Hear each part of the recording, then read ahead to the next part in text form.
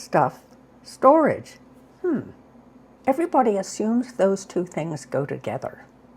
But do they have to? Typically, when we go looking for a housing situation, we put a lot of emphasis on where to place our stuff, where to stash it, store it, hide it away, organize it. I'm going to explore the limitations of that and how it might impact us as we make decisions for aging in place, and before that, for downsizing. Now, there are plenty of sparkle brains among you, so I'm not going to bore you with tips and recommendations. And as for orders and guidance and directives, that's not me. Instead, I thought what I'd do today is to take a trip together, exploring a problem that has to do with stuff and storage, especially in the realm of the latter half of our life and the decisions we make as we progress through it. So come along with me. I'll get started.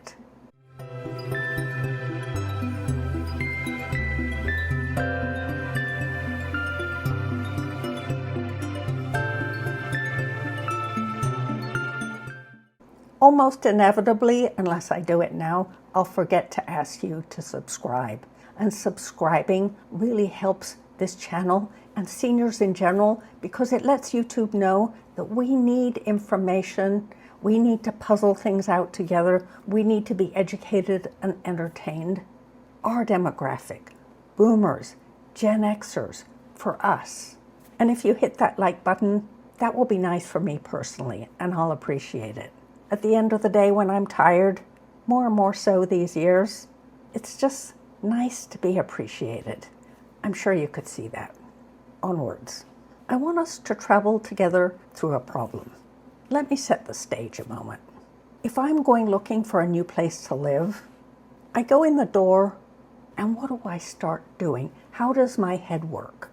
It goes like this, and I'm having a little bit of a sense of humor about it, and I'm sure you'll recognize the problem that I'm presenting to you.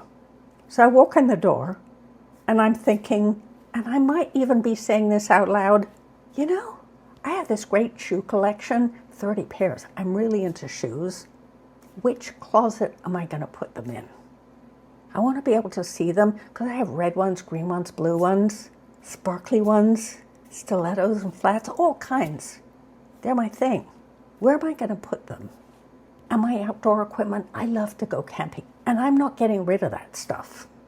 I need an attic or something like that. That way I don't have it in my face all year, but I know where it is and I can go and get it before I'm headed out on a trip. You know, when the weather's all right stuff. And the kitchen, let me see.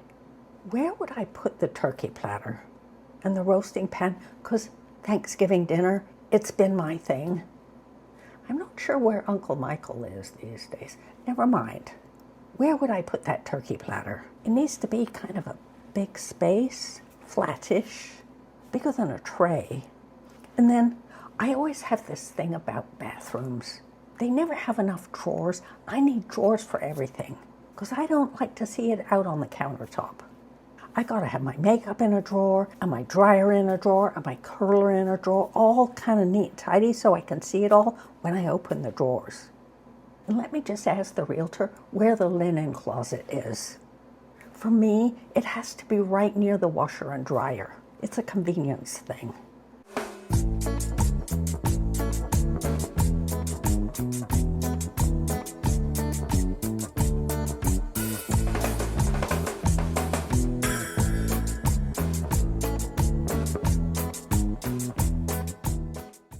Okay, everyone. Have you had a conversation like that with yourself as you go looking for housing? I'm exaggerating a bit here, I know, but I'll bet that sort of thing has gone through your minds. Internally, if not in conversation with a realtor. I laugh now thinking about it. Why do I laugh now?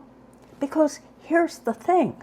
It puts stuff at the center of our homemaking. Stuff. We're looking for homes to house our stuff. Think about it. Here's my problem with that. I need my home to house me. Me. I need to be the center of the party here, not my stuff. And as I get older, that's even more important. Why? Because I have this saying, I don't want to age in place, I want to die in place. And if that's the case, what kind of a home do I need to support it, to support me to make that happen? And in that case, I don't think I can make my stuff primary. I need to make me primary. What do you think so far? Is that a good question? That's the problem, the little nugget I want to play with. You're already getting some ideas. This is making your brain sparkle. Put them in the comments. For our first adventure in looking at this little problem, now that I've set it out, let's consider garbage. I've picked this one because we can all agree that garbage is not a good thing. We neither like the look of it nor the smell of it. We don't want it in sight. That means in some way or other, it's stuff we gotta store. And that's so obvious, I'm sure we can all agree on it. Let me tell you my garbage story. I have a senior building across the way. Someone from that senior building keeps pointing out to me that my front area is a mess. It's an unsightly mess. I agree. And why is that? My garbage cans are by the front door. What do you mean, Judith? You can talk about this wonderful little house and you have your garbage cans by the front door? That makes no sense. And yeah, icky ugly. But let me explain to you what I need. What I need. In winter, we have deep snow. The steps get super icy. I'm afraid of a banana peel experience. My legs out from under me. Right there on my front steps. Lugging recyclables and garbage bags. Anywhere else except near the front steps, I'd have to wade through, maybe 2 feet of snow, and I'd have to dig it out to get there. So my safest choice is to have the garbage cans right beside the front steps.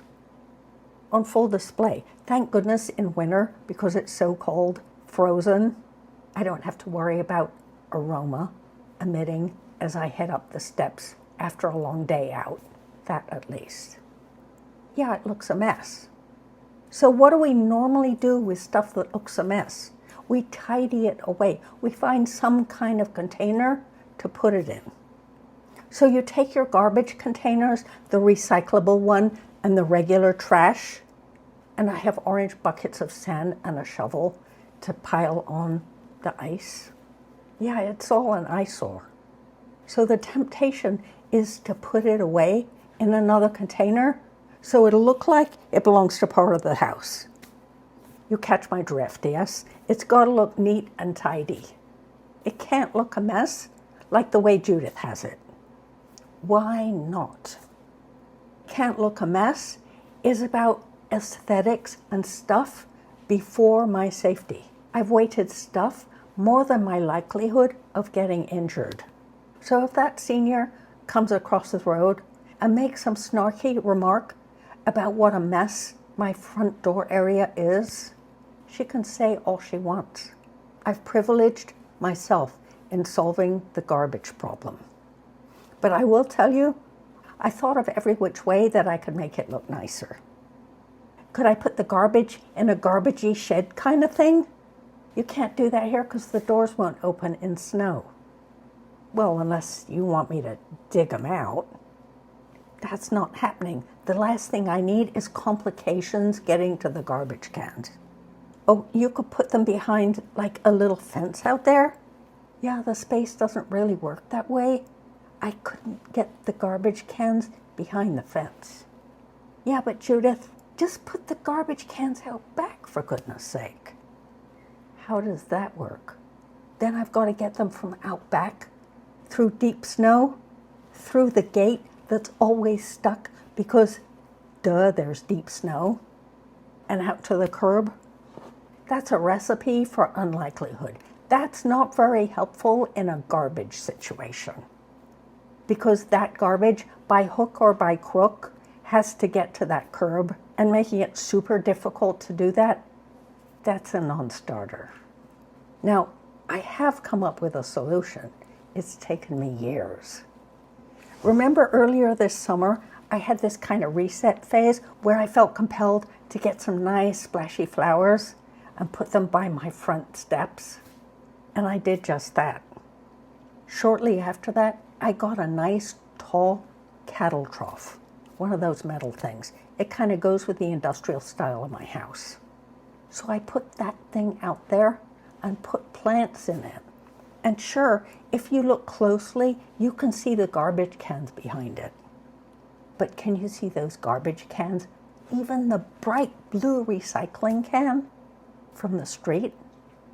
Or all too obviously from the seniors who hang out in the parking lot of the senior apartment building, checking out my house. You can't see the garbage cans from there. And you know, I must say it does look a lot prettier. I can't say, however, that I'll keep the garbage cans behind the cattle trough all winter. I might continue to be worried about my safety, about that banana peel effect on the ice, or trudging through deep snow to get to them. That's impractical the way I live. That's my scope of the problem we're talking about when it comes to stuff and storage. This whole episode about my garbage cans is about putting me first and ignoring snarky comments about what a mess it looks. I can tidy up and make things look really pretty, but I'm not going to do that if it compromises my safety. I matter a whole lot more than my garbage. I think you'll agree. So take this as an example. It's not a charged example. There's not going to be a whole lot of objecting or misunderstanding going on as we look at this problem. And then put in your mind how we design interiors for seniors, for spending the last decades of their life. Add this other little ingredient. Those of us who are wise realize that the way we are now is not the way we will be, maybe even tomorrow. Definitely not 5 years, 10 years, 20, 30. I hope I don't have 30 left. And at each of those stages, we are going to be pretty much different people when it comes to disabilities, frailties, and our needs. Our requirements for accessibility are going to change. What would that mean for the design of the interior of your home? If that was your priority over where you put your stuff. Because your stuff doesn't have to age in place. You do. So I want to take another example. And this possibility has occurred to me kind of recently, as I was thinking about what I'd do if I had a bigger kitchen or wanted a different arrangement. One of the features I really kind of wanted in my kitchen was a peninsula. Other homes made by this builder in a similar design have those, and sometimes they have an island. But I'm so glad I didn't. Yes, I would have been able to store stuff in the cabinets underneath an island. But let's think for a moment about islands or peninsulas as we age. And don't get me started with bar stools. That's not happening even now. Heck, that wasn't happening when I was 50. I hate the things. I'm sorry if you like them. But at 80, I would absolutely not be doing bar stools.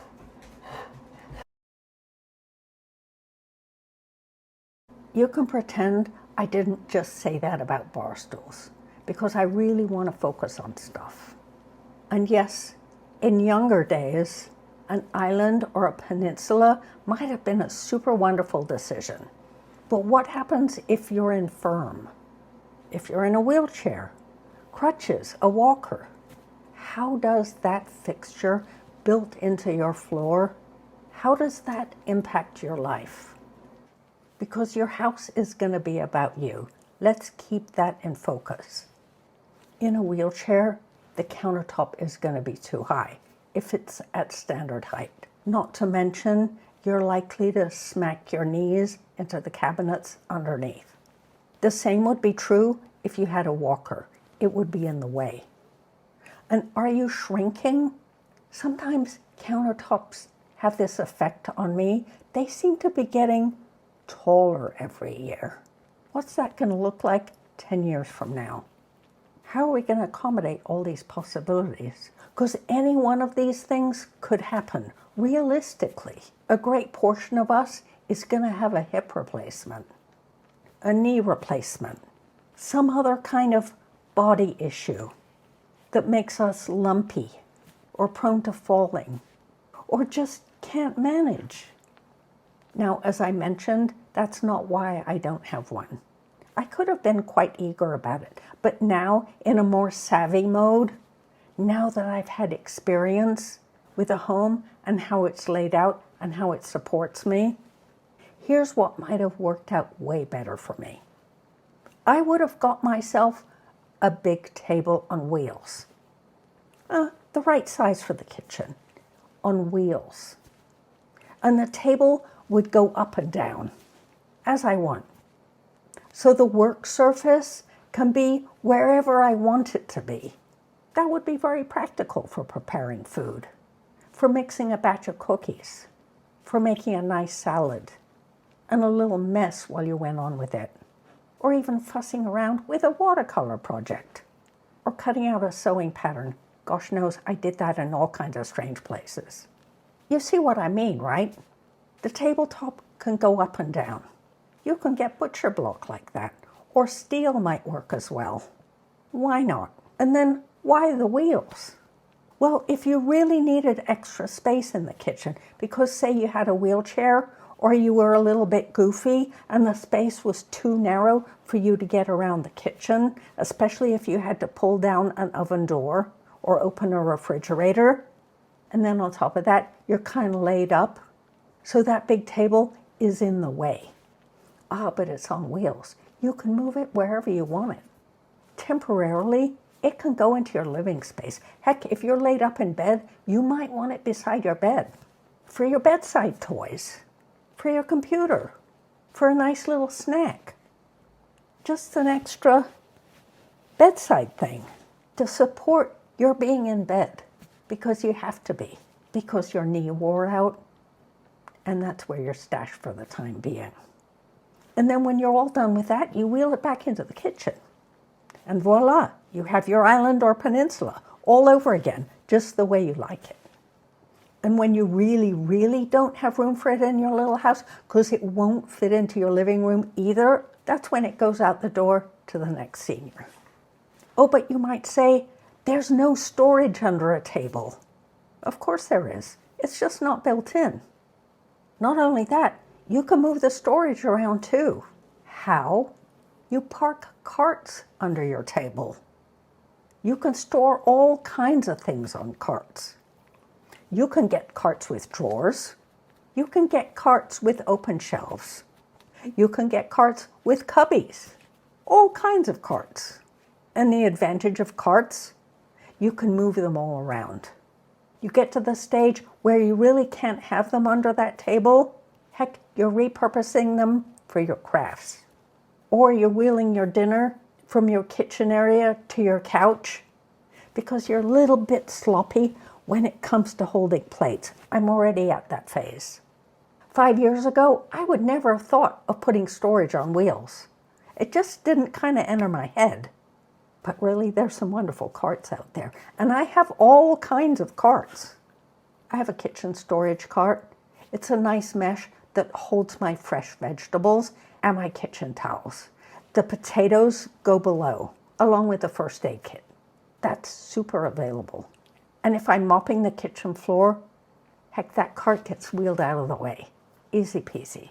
I have a cart that has my entire office on it. The printer, the paper, the pens, all that stuff. I have a new cart now with all the stuff I need for this video. It's fantastic. Lights, poles, everything I need. I just pile it on the cart, move it to the other room, plug in the electric so that everything can get recharged. And then it's all set for me to wheel it back in when I'm doing the next video. I don't have all this stuff sitting around my living room as I go about my day. It's all stashed neatly on the cart. This is a new cart and I love it. It's very easy to move. It has biggish wheels and yes, they have brakes. Incidentally, I got it at IKEA. Actually, I ordered it online. They delivered it for free and it's a really pretty blue. You could keep books on one of those things. Your emergency can storage, your water bottle supply, toilet items that you have to store. Oh, you can just wheel them into the bathroom. When you have to restock the wipes, the disinfectant, the toilet paper, the Q-tips, the toothpaste, so easy.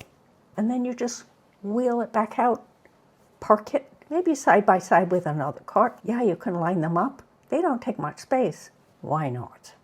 I hope my little foray here is giving you all kinds of ideas, new ways of thinking about your space. But here's the key.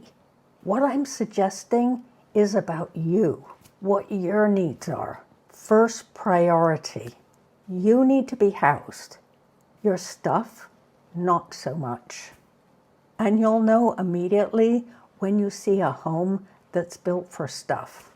It'll have all kinds of nooks and crannies, little cubbies, and they may be way up there out of reach. You know there's a high likelihood you aren't going to want to go up a stepladder 20 years from now. And sure, that has an impact on downsizing decisions the moment you start thinking about accessibility and safety. I can't afford, as I get older, to have my stuff put me in jeopardy. And I'm hoping you too will find ways to put yourself at the center of your home. I know some of you have done that. And if you have some ideas about how to do that, even little things, put them in the comments. So many of us, as we're going through these years, are having to make new decisions. I know that I go through downsizing every once in a while still. Why? My stuff doesn't need to survive here. I do. And that's it for now. That's stuff and storage. Don't forget to subscribe and we'll talk soon, all right? See you then.